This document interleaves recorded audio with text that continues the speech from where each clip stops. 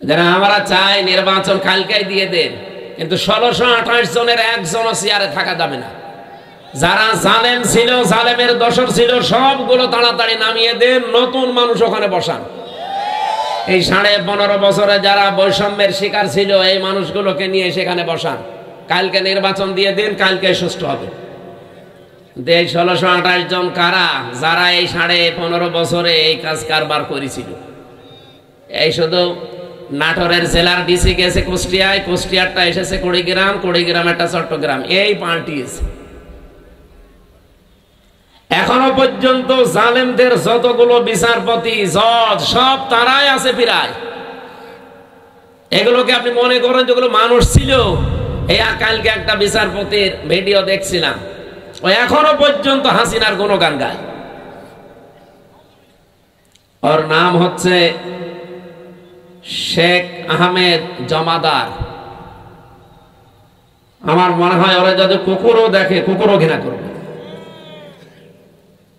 পৃথিবীতে স্বৈরাচার যারা হয়ে যায়, তাদের কয়েকটা ক্ষতি সামনের সম্ভাবনা দেখা দেয়। তার 1 নম্বরে পৃথিবীর প্রত্যেকটা সৃষ্টির ভেতরে আল্লাহ একটা ঘৃণা তৈরি করে দেয় তার প্রতি।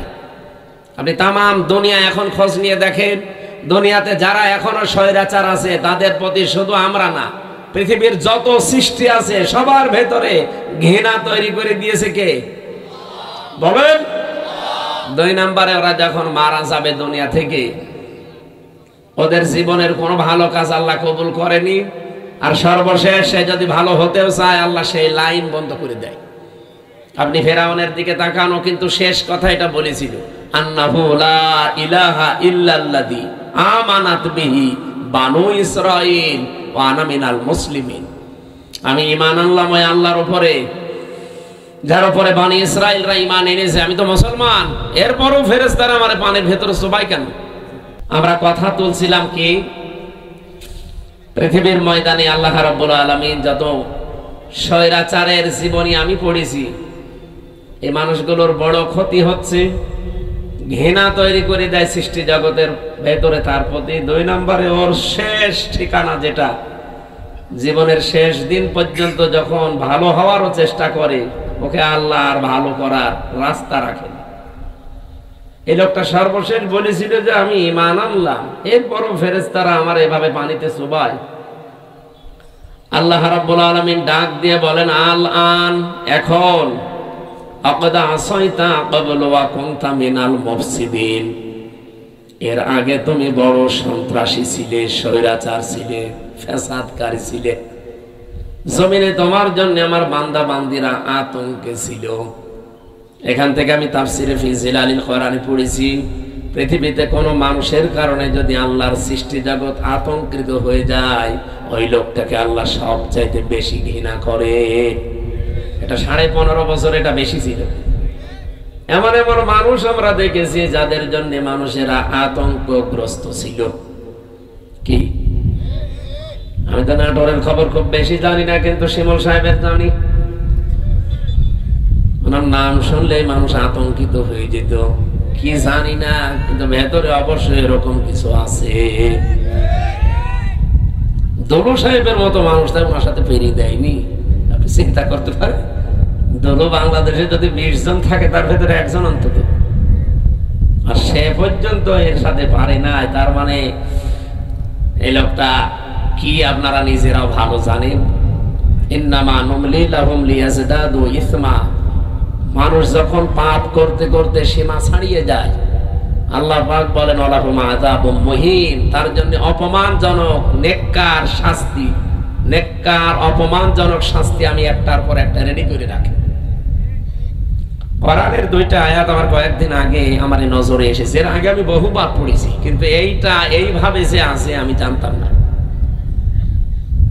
বাংলাদেশ সহ বিশ্বের যতগুলো দেশে আমারে নিয়ে গেছে, আমি যেহেতু একটা বড় গ্রুপে ছিলাম, আকিস গ্রুপে, ইনাদের মাধ্যমে বিশ্বের বহু দেশে আল্লামা সাঈদের মতো আল্লাহ রাব্বুল আলামিন ওনাদের ওসিলায় কোরআনের দাওয়াত নিয়ে যতগুলো দেশে গেছি, যতগুলো আন্তর্জাতিক সেমিনারে, বিশ্ববিদ্যালয়ে, আমি এই আয়াতটা আমার নজরে এতদিন হাজার হাজার বার পড়েছি, কিন্তু না, এখন আমার কাছে এই তথ্যগুলো আসার পর একটা আশার সঞ্চার হয়। সূরা আলাম নাসর 5 এবং 6 নম্বর আয়াত। একটু ভালো করে শুনেন, দেখেন আপনার কাছে একটা অন্যরকম অনুভূতি আসবে। কোরআনের কথা কোনো মিথ্যা নেই, 100% সত্য, নাকি 98%? হ্যাঁ। আল্লাহ পাক বলেন ফাইন্না মাআল উসরি ইসরা, ইন্না মাআল উসরি ইসরা, দুইবার রিপিট করলেন। আর উসরুন মানে কষ্ট। এই শব্দের আগে আল্লাহ পাক দিয়েছেন আলিফ লাম।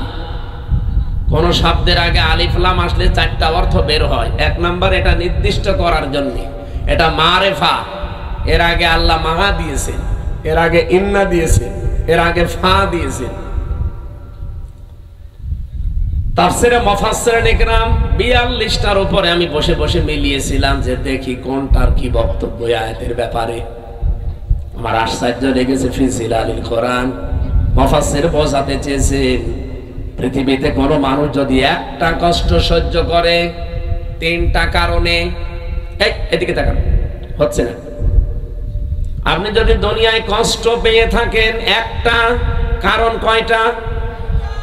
না, 3টা। কষ্ট পেলেই হবে না, কষ্ট যদি আপনি পেয়ে থাকেন 3 কারণে। আল্লাহ কষ্টের পরে কথা বলতে গিয়েছেন ইসরা, এর আগে আলিফ লাম দেয়নি, এটা নাকেরা, অনির্দিষ্ট শব্দ।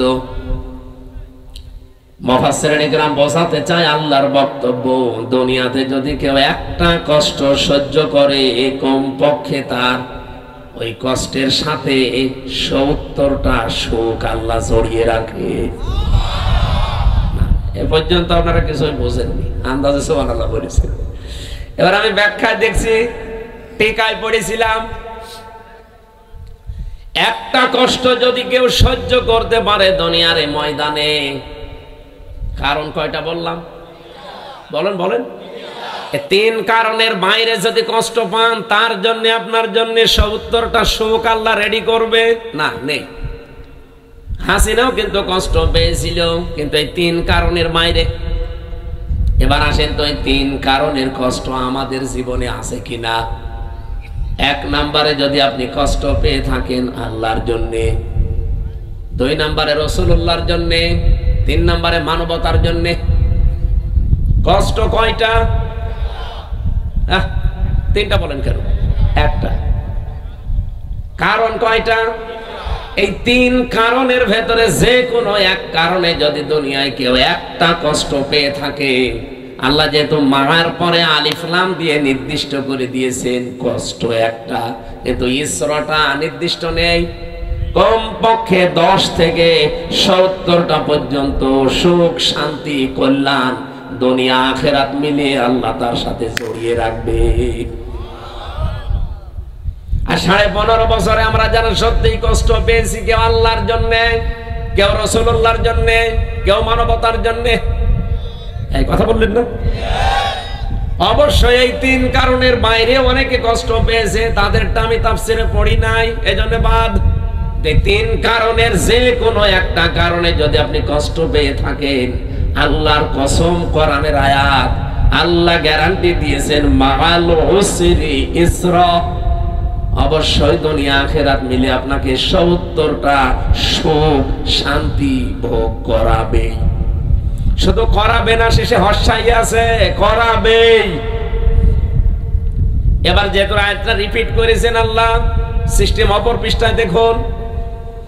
আল্লাহ পাক বলেন দুনিয়াতে কেউ যদি একটা সুখ পায়, আর ওই সুখটা যদি অবৈধ হয়, আবার বলছি, আপনি যদি একটা সুখ ভোগ করেন দুনিয়ায়, আর সুখটা যদি হয় অবৈধ, একটা সুখের কারণে কমপক্ষে 70টা দুঃখ, যন্ত্রণা, কষ্ট, অকল্যাণ আপনার সাথে আল্লাহ জড়িয়ে রাখবে। এবার আমি একটা একটা করে উদাহরণ বলছি। পৃথিবীতে অনেকেই কিন্তু সুখ পেয়েছে, অবৈধ সুখ, যেমন এই যে পরকীয়া প্রেম করে সুখ পায় না, না এই এলাকায় সব নেই? যারা পরকীয়া প্রেমে লিপ্ত আছেন, আপনিও সুখ পেয়েছেন, শান্তি পেয়েছেন, কিন্তু এটা কি বৈধ না অবৈধ? আর মুসলিম শরীফের হাদিস, এদিকে তাকান। এক নম্বরে নবীজি বলেন, দুনিয়ার এই ময়দানে যেটা তোমার না, জোর করে যদি ওটা কেউ জোর জবরদস্তি করে দখল করে নেয়, দুইটা শাস্তি তার জীবনে মাস্ট বি হবে। এক নম্বরে ওই দিন থেকে ফালাইসা মিন্না, ও আমার উম্মত থেকে বের হয়ে গেছে। দুই নম্বরে ওয়ালিয়াতা বাব্বা মাকাদাহু মিনান নার। আল্লাহ পাক বলেন, নবীজি বলেন, এটা মুসলিম শরীফ যে নবীজির কথা, ও নিজের জায়গা যেন জাহান্নামে একটা লিখে বরাদ্দ করে রেখে দিয়েছে। হ্যাঁ, এখানে হাদিসের ব্যাখ্যায় মুহাদ্দিস যারা, তারা ব্যাখ্যা করতে গিয়ে দিয়েছেন, যে জিনিস আপনার না, ওইটা যদি আপনি আবার নিয়ে নেন, আপনার জন্য এই দুইটা শাস্তি। কিন্তু আপনার জিনিস যদি কেউ দখলে রাখে, ওইটা যদি আপনি ফেরত নেন, এটার জন্য আপনার ওই দুইটা শাস্তি নেই। বোঝেননি? আমি জানি না। আপনার যে জিনিস দখল করে নিয়েছে একজন, আপনি যদি এখন কিছু পেয়ে ওইটা আবার নিজের আয়ত্তে নিয়ে নেন, আপনার জন্য হাদিসে বর্ণিত ওই দুইটা শাস্তির একটাও হবে না। কিন্তু যে জিনিস আপনার না, জোর করে যদি আপনি নিজের দখলে দুনিয়ায় নিয়ে নেন, আপনি ওই দিন থেকে নবীর উম্মতের বাইরে চলে গেছেন। আপনি নামাজ পড়তে পারেন, রোজা রাখতে পারেন, হজ করতে পারেন, কিন্তু নবীর উম্মত আপনি আর নেই। হ্যাঁ, কিন্তু ওটা যদি আপনারই ছিল, দখল করেছিল একজন, সেটা আপনি আবার ফেরত পেয়েছেন, আপনার জন্য শাস্তি না। এই বাংলাদেশে অনেকের নামে আমরা দেখি, খালি সাদাবাজির কথা শুনলে, একজনের জিনিস নিয়ে নিয়ে, এটা শুনলে খালি এক দলের প্রতি আর এক দলের প্রতি এই যে কাদা ছোড়াছড়ি চলছে। আরে ভাই, আপনাকে আগে বাস্তবতা বোঝা লাগবে। যে লোকটার কাছ থেকে 15.5 বছরে আপনি কত কিছু নিয়েছেন, নিজের বিবেককে জিজ্ঞাসা করেন। এই মানুষগুলো যদি এখন সেগুলো ফেরত পায়, ফেরত নিয়ে নেয়, সে তো আর জোর জবরদস্তি করে নিয়ে তার নিজের জিনিস সে নিয়েছে। এরকম কিছু যদি হয়ে থাকে, তাহলে হাদিসের এই দুইটা শাস্তি তার জন্য না। আমি আবার বলছি, আপনি এই আমি নিজে একজন ভিকটিম। এই 15.5 বছরের ভেতরে, বিশেষ করে এই 3 বছর জেলে থাকাকালীন, আমার বাবার বৈধ সম্পদ, এবং আমি চাকরি করতাম আকিস গ্রুপে, খতিব ছিলাম, সেখান থেকে তারা অবৈধভাবে বহু টাকা এমনিতেই নিয়েছিল। নাকি আমার কাছে টাকা পাইতো? বলেন। আমার ধরার পরে বলেছিল 50টা মামলা দেব, এক্ষুনি 10 লাখ টাকা দেওয়া লাগবে। বাবা তো গ্রাম্য মানুষ, জমি জায়গা বিক্রি করে যা তা করে ওরে 8 লাখ সঙ্গে সঙ্গে দিয়েছিল। ও শয়তান, তারপরও আরেকটা মামলা দিয়েছে। এভাবে খেপে খেপে বাবার কাছ থেকে প্রায় 32 লাখ টাকা নিয়েছে। আকিস গ্রুপের কাছেও নিয়েছে প্রায় 30-32 লাখ। 3 বছরে বলেন তো, এত টাকা যারা নিল, ওই টাকার মালিক তো তারাই, আর ওগুলো বৈধ মালিক। এখন যদি ওই টাকাগুলো আমি ফেরত চাই, আমার অন্যায় হবে, কারণ জিনিস তো আমারই। আপনি তো জোর করে জবরদস্তি করে উল্টাপাল্টা মামলা দিয়ে টাকাগুলো নিলেন। এখন আপনার বিরুদ্ধে মামলা দিলে ওই টাকা যদি সরকার আমারে ফেরত দেয়, আমার দোষ কিসের? আমার জিনিস আমি ফেরত পেয়েছি। কয়েকদিন আগে যে সিরাজগঞ্জ গোল চত্বরে বসেছিলাম, তারেক জিয়া সাহেবের গ্রামে গিয়েছিলাম এক মাহফিলে, গাবতলী থানা না, ওই গ্রামে গিয়েছিলাম আগস্টের 5 তারিখের আগে। স্টেজ থেকে তাড়তে তাড়তে মাঠের ভেতরে ওসি সহ আমার প্রায় 1-1.5 কিলোমিটার দাঁড়িয়েছে, পা মা কেটে। ওই দিন আমার গাড়িটা ড্রাইভারটা ধরে আটকে রেখে দিয়েছিল। পরবর্তীতে যাদের পাঠালাম তাদের বলেছে টাকা দিতে বলেন। কিসের টাকা? দেওয়া লাগবে। 1,13,000 টাকা গুছিয়ে দিয়েছিলাম বিভিন্ন জায়গা থেকে। ওই দিন তো আমি নিজেই পালিয়ে বেড়াচ্ছি। মে মাসের মনে হয় শেষের দিকে হবে। আগস্টের 5 তারিখের পরে সেই দেশ পরিবর্তন হয়ে গেছে, ওর নামে বিভাগীয় মামলা হয়েছে। ওর এখান থেকে পাঠিয়ে দিয়েছে কক্সবাজারের টেকনাফে। ওর বন্ধু এখানে চাকরি করে, আর একজন খোঁজ পেয়েছে যে আমার মাহফিল সিরাজগঞ্জে, ওই জায়গা থেকে চলে এসেছে। এসে আমি চা খাচ্ছিলাম, হঠাৎ করে এসে বলছো, হুজুর আসসালামু আলাইকুম, আমারে মাফ করে দেন। কে আপনি? বলছে আমি সে বসি আজাদ। আরে ভাই, আপনারাই খুঁজছি, এদিকে আসেন। আপনারাই খুঁজতেছি। আমি যে বেকার আমার গাড়িটা আটক করে নিয়ে এতগুলো টাকা নিলেন, আর আমার যে তাড়া দিয়েছিলেন, আমার বিভাগীয় মামলা হয়েছে, আমার চাকরি মনে হয় থাকবে না, আমারে দিয়েছে সেই বান্ধব কি কক্সবাজারের টেকনাফে। আমি অনেক কষ্ট করে এসেছি আমার এই বন্ধুর মাধ্যমে খোঁজ নিয়ে, আপনি আমার মাফ করে দিয়েন। কোনো অনুষ্ঠানে যেন অন্তত আমার নামে কিছু বললেন না। আমি কিছু বলবো না, আগে টাকা ফেরত দেন। আচ্ছা টাকা নেই, টাকা নেই তো কিসের মাফ? 7 দিন সময় দিলাম, টাকা ফেরত দেওয়া লাগবে। আপনাদের নাটোরের সন্তান একজন ছিল আব্দুল বাড়ি রশিদি, এই যে সিংড়ায় বাড়ি, ওই ভাইয়ের গাড়ি আটকিয়েছিল। শেষ পর্যন্ত এখানে ডিস্টার্ব করা যাবে না, থাক এখানে দাঁড়িয়ে থাক ভাই, আপনি জানেন, আপনি এখানে এসে বসেন তো ভাই।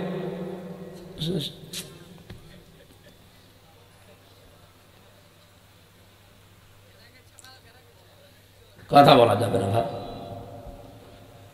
ওনারা যেই বলেছে ভাই 7 দিন সময় দিলাম, টাকা ফেরত দেওয়া লাগবে না, তা কিন্তু আমি এখন যে ডিএমপি কমিশনার আছে সাজ্জাদ হোসেন, আমি কিন্তু জায়গা মতো বলবো, আত্মীয় আমার, হুজুর টাকা দিয়ে দেব।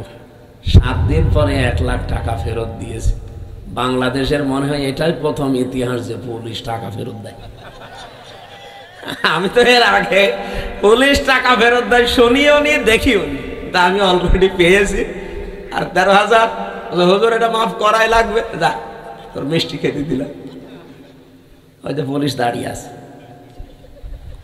পুলিশ কারো কাছ থেকে টাকা নিলে ফেরত দেয়, এটা প্রথম ইতিহাস। এখন ওই টাকা যে ফেরত দিল, আমি কি জোর করে নিয়েছি নাকি আমার টাকা আমি নিয়েছি বলেন? এইরকম করে যারা এই 15.5 বছরে বহু টাকা বিভিন্ন জায়গায় দখল করে নিয়েছিলেন, ওই টাকা এখন আমাদের ফেরত দেন। আমি আশা করছেন কি বোঝাতে চাই আপনি বুঝেছেন। সুতরাং যারা এতদিন মাল কামিয়েছেন, বাংলায় বললাম, এ টাকাগুলো যার কাছ থেকে নিয়েছেন তার ফেরত দিয়ে দিন, নাই তো সে আপনার কাছে যে নেবে তখন তার নামে আপনি বদনাম বের করবেন। উনি জোর জবরদস্তি করে, চাঁদাবাজি করে, চাঁদাবাজি করেছে, তার জিনিস ফেরত দিয়েছে। এরকম যত জায়গায় যার জিনিস ছিল সবগুলো ফেরত দেন। ইসলামী ব্যাংক যাদের, তারা ফেরত পেয়েছে। আরো কিছু আছে, আমরা চাই সবগুলো তার ফেরত দিয়ে দেন, নিজে দুনিয়া থেকে মুক্ত হন।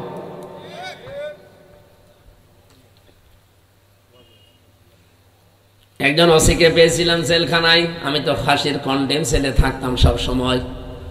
উনি আমার এসে একদিন বলছে, হুজুর আপনি তো তওবার কথা বলেন। আমি ওখানে ভেতরে ওই ওয়াক্তীয় নামাজ পড়াতাম, আমার পেছনে নামাজ পড়ার জন্য অনেকে আসত। নামাজের পরে 2-3 মিনিট করে কথা বলতাম। একদিন তাওবার বিষয়ে কথা বললে উনি আমারে বলছে, হুজুর আমি একটা তাওবা করেছি, দেখেন তো আমার তওবা হয়েছে কিনা। কি সেই যে নির্বাচন গেল, আমি বাইরে ছিলাম, এখন আমার 8 বছর জেল, এটা হত্যা মামলার। আমি ওই সময় রাত 12টার পর থেকে আমার লোকজন নিয়ে ভোট কাটা আরম্ভ করেছিলাম। ফজরের আজান পর্যন্ত কাজ কাম করিয়ে সব জায়গা মতো পাঠিয়ে দিয়েছি। এরপরে গোসল করার পরে ওযু করে 2 রাকাত তাওবার নামাজ পড়ে বললাম, আস্তাগফিরুল্লাহ। আমার এই তওবা কি হয়েছে? না না, আপনার ইয়ার কি হয়েছে? এটা কি তওবা বলে? আপনি কি আল্লাহর কাছে দোষ করেছেন যে আস্তাগফিরুল্লাহ পড়ছেন? আপনি তো দোষ করেছেন হামজার কাছে। একটা এমপি বানাতে 3.5 লাখ 4 লাখ হামজা লাগে, হামজার বউ লাগে। এই কথা বলছেন না কেন? আপনি তাদেরটা নিজে সব একা দিয়ে দিলেন, আর এখন বলছেন আস্তাগফিরুল্লাহ। আপনার মাফ হতে পারে, তাওবা কবুল হতে পারে যদি বের হওয়ার পর ওই 3.5 লাখ 4 লাখ হামজার বর কাছে যে বলবেন যে এই ভুল করে ফেলেছিলাম, আমারে মাফ করে দিন। তারা মন থেকে যদি বলে ঠিক আছে মাফ করে দিলাম, আপনি মাফ পাবেন। আর তারা যদি বলে না কিসের মাপ, আপনাকে আমরা থাপড়াবো, প্রত্যেকে একটা করে থাপ্পড় দেবো, তাই খাবেন। কি কথা বলছেন কেন? কারণ দুনিয়ায় বিচার যদি না হয়, কিয়ামতের দিন আল্লাহ নিজে বিচার করবে। কারণ আপনি তারা আল্লাহর হক নষ্ট করেননি, হক নষ্ট করেছেন। হক বলে বান্দার হক। কিন্তু আপনার জন্য আমার আফসোস, আপনি হয়তো 8 বছর জেল খাটার পরে বের হয়ে যাবেন, বের হয়ে দেখবেন অনেক হামসা দুনিয়া থেকে মারা গেছে। কি অনেক হামজার বউ দুনিয়ায় নেই, তারাও মারা গেছে, আপনি তাদের কাছে মাফ চাবেন কি করে? এটা আপনার জন্য সবচাইতে বড় ভয়ঙ্কর বিষয়। 15.5 বছরে যারা অবৈধ সুখ পেয়েছেন, একটা আপনার জন্য 70টা অপমান অপেক্ষা করছে। এই কথা বলে থাকেন, আমি এটা বানিয়ে বলছি। সূরা আলাম নাসরা 5 এবং 6 নম্বর আয়াত বাড়ি যে মিলিয়ে দেখবেন এই কথাগুলো আছে। দুনিয়াতে যদি কেউ অবৈধ একটা সুখ ভোগ করে থাকেন, মাস্ট বি তার জীবনে কমপক্ষে 70টা অকল্যাণ, দুঃখ, কষ্ট আমার আল্লাহ এর সাথে সাথে রেডি করে রেখেছেন। এই জন্য আল্লাহ মার পরেই দিয়েছেন রাসূল। আল্লাহ মাটা না দিলে অর্থ হয়ে যেত ইন্নাল উসরি ইসরা, অর্থ হয়ে যেত। কেন আল্লাহ ইন্নার পরে মা দিলেন? আমি চিন্তা ভাবনা করে কোরআন পড়ি, আন্দাজে কোনো বিষয় আমার ভেতরে যায় না, আমি পড়িও না ওইভাবে যে আমি পড়িয়েই যাব, আন্দাজে না, যে কোনো শব্দ নিয়ে আমি চেষ্টা করি এর একেবারে নিচে যাওয়ার। আমার এই ছোট্ট মাথার ভেতরে এখন এই গবেষণাটা এসেছে, দুনিয়ায় যদি কেউ একটা অবৈধ সুখ ভোগ করে থাকেন, আল্লাহ 5 দুনিয়া আখিরাত মিলে আপনাকে অপমান করবে কমপক্ষে 70টা। এতদিন যারা এগুলো ভোগ করেছেন, বলেন তো এই 15.5 বছরে যদি 50টা সুখ ভোগ করে থাকেন, তাহলে এক একটা 70টা হলে 50টা সুখ ভোগ করলে কতগুলো অপমান? হ্যাঁ, 350, 3,500, 3,500 দুঃখ, কষ্ট, অপমান ও কল্যাণ আপনার দুনিয়াতে আখেরাতে মিলে আল্লাহ দান করবে। তারপরে চট করে ঢুকে পড়বেন, অবশ্যই এখনই চট করে চলে আসবে। আরে ভাই, এতগুলো দুঃখ আপনি কে নেবে? আপনার কি, আপনার তো বাবা নেই, বাবা কি ভোগ করবে? আপনার জীবনে ভোগ করা লাগবে। এক একটা সুখ ভোগ করার কারণে কি সুখে ছিলেন এবার নিজে মিলান। 15.5 বছরে যারা সুখ পেয়েছেন, একটা অবৈধ সুখের কারণে 70টা করে কষ্ট আপনার পেছনে লেগে আছে। এই জন্য মা আছে, যারা আরবি গ্রামার বোঝোদের জিজ্ঞাসা করেন। আমি আবার বলছি, দুনিয়াতে সত্যি যদি আমরা কেউ আল্লাহর জন্য কষ্ট পেয়ে থাকি, মানবতার জন্য কষ্ট পেয়ে থাকি, রাসূলুল্লাহর জন্য কষ্ট পেয়ে থাকি, একটা কষ্টের জন্য কমপক্ষে দুনিয়া আখিরাতে 70টা সুখ আল্লাহ রেডি করে রেখেছে। এই জন্য আমরা আশায় বুক বাঁধি, যত কষ্ট এই দেশের মানুষেরা আল্লাহর জন্য, রাসূলুল্লাহর জন্য, ইসলামের জন্য, মানবতার জন্য সহ্য করেছি, আগামীর এই দেশ আমার আল্লাহ অবশ্যই অবশ্যই কোরআনের হাতে দেবেন। কোরআনে কারীম দিয়ে যদি এই দেশটা চলে, এর ভেতরে 500 আয়াত আছে শরীয়তের বিধান, 6,666টি আয়াতের মাত্র এই 500 বিধান যদি দেশে রাষ্ট্রীয়ভাবে কায়েম হয়ে যায়, আপনি দেখবেন এই দেশটা একটা মিনি জান্নাত হয়ে গেছে। মরণের পরে জান্নাত পাওয়া যাবে সেটা তো অনেক পরে। প্রতিদিন যে দোয়া করেন, রব্বানা আতিনা ফিদ দুনিয়া হাসানা ওয়া ফিল আখিরাতি হাসানা ওয়া কিনা আযাবান নার, আল্লাহ দুনিয়া দাও আগে, এরপরে আখিরাত দিও। কেউ কি আগে বলে আখিরাত দিও তারপরে দুনিয়া দিও? বলে কেউ? কেউ বলে না। আর আল্লাহ ওইভাবে শেখানো নি, উনি শিখিয়েছেন ধারাবাহিক। কাবা শরীফে গিয়ে দেখলাম রকনি আমিনি থেকে শুরু করে হজরে আসওয়াদ, এই জায়গাটা লক্ষ লক্ষ হাজিরা যাবার সময় এই আয়াতটা পড়ছে, রব্বানা আতিনা ফিদ দুনিয়া হাসানা ওয়া ফিল আখিরাতি হাসানা ওয়া কিনা আযাবান নার। বলেন আমিন। দুনিয়ায় আগে শান্তি দরকার। দুনিয়ায় শান্তি, স্বস্তি, নিরাপত্তা যদি সত্যি আমরা পেতে চাই, এটার বিকল্প দুনিয়ায় কিচ্ছু নেই। কারণ বহু মানুষ চেষ্টা করেছে এর আগে এটা বাদ দিয়ে, শান্তি দিতে পারে নাই। আপনি তাকান এই পৃথিবীর দিকে, কত মানুষ শান্তি দেওয়ার জন্য চেষ্টা চালিয়েছে, কিন্তু কাঙ্ক্ষিত মানের শান্তি দিতে পারে নাই। উন্নত দেশগুলোতে আপনি মনে করেন খুব শান্তিতে আছে, কোরআনের আইন বাদ দিয়ে না। আমি বাইরের দেশগুলোতে, আমাদের নরসিংদীর বাবুরহাটের মতো শান্তি পাইনি। রাত 8টা 8:30টার পরে বড় বড় মার্কেটগুলো, শপিং মল সব বন্ধ করে দেয়, কারণ নিরাপত্তা দেবার মতো তাদের হাতে কোনো মাল ম্যাটারেস নেই। এত পাহারাদার, এত উন্নত প্রযুক্তি, এইটা যদি থাকে, তারপরও তো বাংলাদেশে এটা এখন নেই। আপনি নরসিংদী বাবুরহাটে রাত 12টা 1টা 2টা নেই, দেখেন মানুষ কিভাবে ব্যবসা করছে। হযরত ওমর জানিয়েছিলেন, কোরআনের 500 আইন যদি পৃথিবীতে কায়েম হয়ে যায়, হাজরে আসওয়াদ থেকে হাজরা মাউত পর্যন্ত, সানাই থেকে হাজরা মাউত, এ বিশাল রাস্তা, একজন সওদাগার লক্ষ লক্ষ টাকার মালামাল নিয়ে চলতে থাকবে, একজন যুবতী মেয়ে পোড়া শরীরে গহনা গাঁটি নিয়ে চলতে থাকবে। ওর মনের ভেতরে একটা ভয় কাজ করবে না, শুধু আল্লাহর ভয় বাদে অন্য কারো।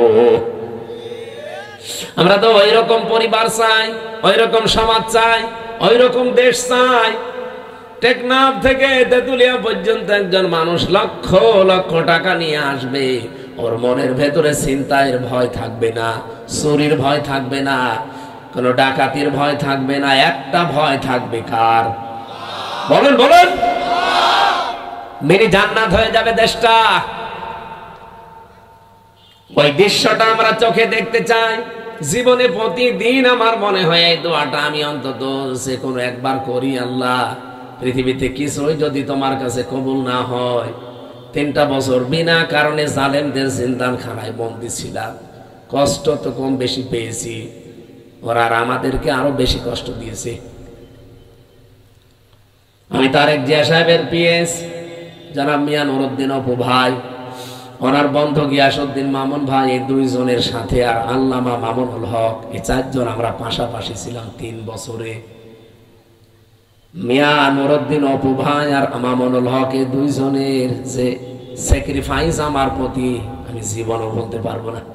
এই জন্য যেখানে যাই আমি অপু ভাইয়ের জন্য, মামুন ভাইয়ের জন্য, মামুনুল হকের জন্য আগে দোয়া করি নেই, আল্লাহ পাক দুনিয়া আখিরাতে তাদের যেন উত্তম পুরস্কার দান করেন। বহু কষ্ট পেয়েছে লোকগুলো বিনা কারণে, বিশেষ করে অপু ভাইয়ের মতো মানুষ। এখন পরিবর্তন হয়ে গেছে যতটুকু, কি কষ্ট দিতে মানুষগুলো। 24 ঘন্টা সিসি ক্যামেরা লাগিয়ে, 2 জন পাহারাদার আমাদের 4 জনের জন্য আলাদা বসা, 24 ঘন্টা তালা লাগানো, ফাঁসির কন্ডেম সেলে। মনে হচ্ছে আমরা কি করেছি। খালি ওনাদের তারেক জিয়ার সাথে সম্পর্ক আর আমাদের ইসলামের সাথে সম্পর্ক, এই তাছাড়া আমার কি দোষ পেয়েছিল বলে? আমারে মামলা দিয়েছে, আমি নাকি আনসারুল্লাহ বাংলা টিমের প্রধান, কি অসাতা আমি জানি। সেই ভুয়া মামলা দিয়ে 3 বছর রেখে দিল। আরে জেলে দিলেও তো থাকা যায়, নাটোরে তো জেলখানা, জেলা কারাগার গুলোতে থাকা আর বাড়িতে থাকা প্রায় সমান। কিন্তু আমাদের এই গেছিল হাই সিকিউরিটি জেলে, ফাঁসির সেল, কন্ডেম সেল, ওর ভেতরে আবার 24 ঘন্টা তালা লাগানো। কিছু পড়বো, পড়তেও দিত না। একবার কারারক্ষী দেবদুলাল বললাম যে স্যার একটা বই নিয়ে এসে দিতে পারেন না? হুজুর আমার সুন্দর সুন্দর বই আছে, একটা নিয়ে দেব। এসে দেখি দিয়েছে বঙ্গবন্ধুর আত্মজীবনী। এটা পড়ি করবো কি না, অনেক জ্ঞান আছে এর ভেতরে, পড়েছিলাম। ওরাটা কি করবো, কোনো বই নেই তো, সারাদিন সারা রাত ওই বই। কয়েকদিন পরে থেকে আবার দায়িত্বে এসেছে, বললাম যে ওই বই শেষ হয়ে গেছে, আর একটা ভালো বই নিয়ে এসে দিন। এবার নিয়ে এসে বঙ্গবন্ধুর ছেলেবেলা। আপনি আর বই পান না? ওখানে বঙ্গবন্ধু কর্নারে শুধু এই বই আছে। পরের দিন আর একটা বই দিল, বঙ্গবন্ধুর চীন সফর। রাগ করে বললাম আপনি আর কোনো বই নিয়ে আসবেন না, আপনি যদি পারেন, হিন্দু মানুষ তো আপনার কাছে তো বলে লাভ নেই, কোন মুসলমান কারারক্ষী অন্তত দায়িত্বে আসুক। আশরাফুল বলে একজন আসলেন, ওর এখানে নাম লিখা মনে করলাম যাক, এরা আর কিছু না, হালকা পাতলা ইমান তো আছে। বললাম যে ভাই আপনি একটু তাফসীর নিয়ে এসে দেন তো। সারাদিন এই বসে থাকা, 24 ঘন্টা তালা লাগান, আপনি তো সূর্যের আলো নিতে দেন না। আল্লাহর ইশারা 2টা তাফসীর নিয়ে এসেছে দেখি, ফিজিলালিল কোরআন আর তাফহিমুল কোরআন। এ পৃথিবীতে 42টার উপরে তাফসীর আছে, সবচাইতে বেশি আমি ভালোবাসি এই 2টা তাফসীরকে, আর আল্লাহ মিলিয়ে দিয়েছে এই 2টায়। ওখান থেকে বসে বসে যতগুলো বিষয় আমি নোট করেছিলাম, ওরা তো লিখতে দেয়নি ভালোভাবে, চুরি করে করে যা করেছিলাম ওইটা আজকের তেলাওয়াতকৃত আয়াতের ভেতরে হালকা আছে। আমরা এবার কোরআন থেকে আরম্ভ করি নাকি নাকি কষ্ট হয়ে যাচ্ছে, একটু বেশি সময় হয়ে গেল। জবান খুলে সূরা মুলকের 2 নাম্বার আয়াত, মাত্র একটা আয়াত পড়েছি। এ মাথার ভেতরে আয়াত নিয়ে যত কথা সাজানো আছে, সারা জীবন যদি বলা যায় তাও শেষ হবে না, এত কথা আছে আয়াত। আমরা তাফসীর আকারে পড়বো এবং তাফসীর আকারে বলবো ইনশাআল্লাহ। জবান খুলে কোরআনের সোনালী আয়াত পড়েন। আউযু বিল্লাহি মিনাশ শাইতানির রাজিম। বিসমিল্লাহির রহমানির রহিম।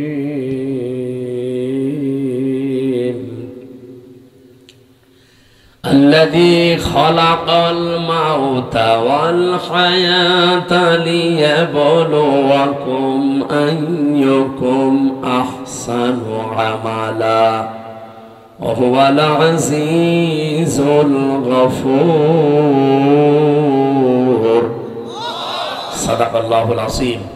কোন সূরা জানো? মুলক। মুলক মানে রাজত্ব, মুলক মানে আমরা যাই ভাবি যাই করি না কেন, যাই চিন্তা ভাবনা আমাদের থাক, বিভিন্ন রাজনৈতিক দল করার কারণে আলাদা চিন্তা ভাবনা থাকতে পারে, কিন্তু রাজত্বের আসল মালিক কিন্তু আল্লাহ। এটা আপনাকে বিশ্বাস করা লাগবে। যদি এর ভেতরে অন্য কেউ ঢোকে আপনি মুশরিক। এই কথা বলেন, রাজত্বের মালিককে ক্ষমতায় পৃথিবীতে কেউ দিতে পারবে না আপনাকে। ক্ষমতায় দিতে পারবে শুধুমাত্র আমার আল্লাহ।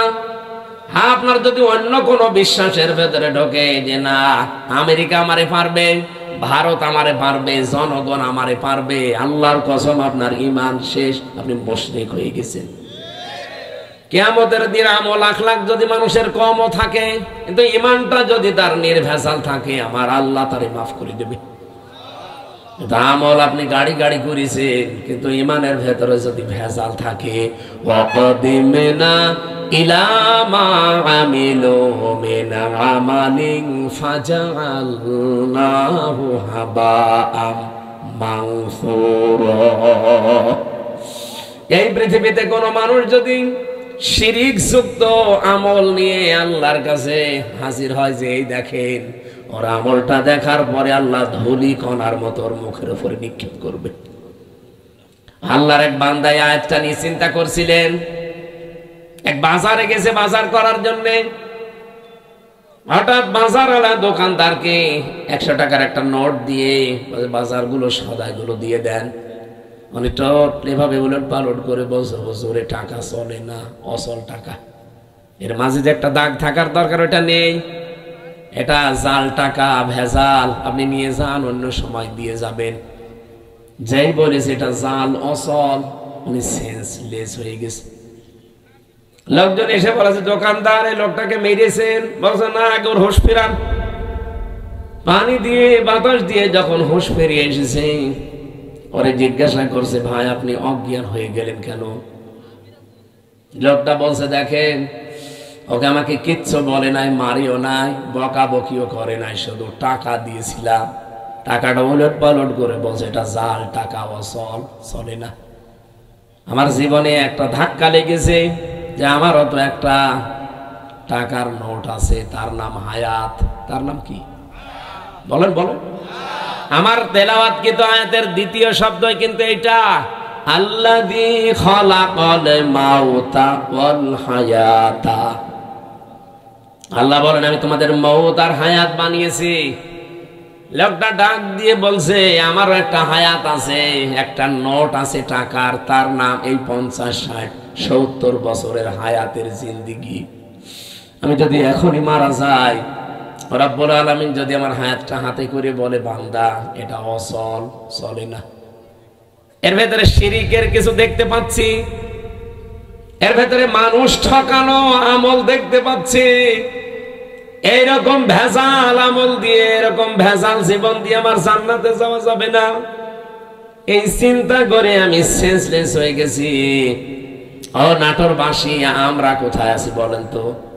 তারাও তো মানুষ ছিল, কুল্লু নাফসিন যায়িকাতুল মাউত ওয়া ইন্নামা তুওয়াফাউনা উজুরাকুম ইয়াওমাল কিয়ামাহ। সূরা আলে ইমরান 4 নাম্বার পারা 13 নাম্বার পৃষ্ঠা 13 নাম্বার লাইনের 185 নাম্বার আয়াতের প্রথম অংশে আছে। এটা তাফসীর ইবনে কাসিরে পাবেন। রাব্বুল আলামিন বলেন প্রত্যেকেই কিন্তু মারা যাবে। এদিকে তাকান, এখানে যারা আমরা আছি খুব বেশি হলো আর 60 বছর 70 বছর, খুব বেশি হলো 100 বছর পরে একজন থাকবেন না। নতুন মানুষ এই জায়গায় এসে জমিন চাষ করবে, কথা বলেন না কেন? তার মানে 100 বছর পরে আমরা যারা এখানে আছি নারী পুরুষ সবাই কবরের বাসিন্দা, মাত্র 100 বছর। আর যদি 200 বছর পরে আপনি এই নাটোরের এই জাঠিয়ান এলাকায় এসে যদি বলেন এই বাড়ি আমার, ওই বাড়িতে ওই সময় যারা বসবাস করবে তারা আপনাকে চেনে না, কি আর আপনিও তাদেরকে চেনেন না, কিন্তু বাড়ি ঘর আপনার, আপনি চিনতে পারছেন। এখন এসে যদি বলেন এই বাড়ি আমার, আল্লাহর কসম আপনাকে ঢুকতে দেবে না। আমি আমার নিজেরটা বলছি, এই যে কোরআন আমার সামনে, আমি জেলখানায় গিয়ে এগুলো আরো বেশি উপলব্ধ করতে পেরেছি, কারণ একা একা থাকতাম। আমার বাবার নাম রিয়াজউদ্দিন, তার বাবার নাম জাহান আলী, তার বাবার নাম নমাজ আলী, এরপরে আমি আর চিনি না। সত্যি কথা বলছি, এরপরের পুরুষ আমি আর চিনি না। আর আমি নমাজ আলীকে দেখি নাই, আমি জাহান আলী পর্যন্ত দেখেছি। এখন এই নমাজ আলীর বাবা মাত্র 70-72 বছর আগে মারা গেছে। এই লোকটা এখন যদি এসে বলে কুষ্টিয়ায় এই 2 তলা বাড়ি আমার, এই ভিটা আমার, ওর দাঁত মুখ খুলে ফেলবো না? ভণ্ডামি করা যায়? কিসের নমাজ আলীর বাবা আপনি? আমি তো নমাজ আলীকে চিনি না। এক কথা বলছে না কেন? বলেন তো, আমার বাবা রিয়াজউদ্দিন, জাহান আলী, নমাজ আলী, তারপরে আমি চিনি না। আমি তাও 3 পুরুষ পর্যন্ত বললাম। এ ভাইরে জিজ্ঞাসা করেন তো, 3 পুরুষও পারবে না? খুব 2টা পারবে মনে হয়। তাহলে ওনার 3 পুরুষের আগে 4 নাম্বারটা যদি এখন এসে নাটোরে ওনার বাড়িতে বলে যে এটা তো আমার বাড়ি ছিল, আমি এখানে থাকতে চাই, কসম আল্লাহর যত বড় দাড়ি হোক ও বাড়ি উঠতে দেবে না। বলবো আপনার জায়গা না থাকলে মসজিদে থাকেন, সকালবেলা চলে যান।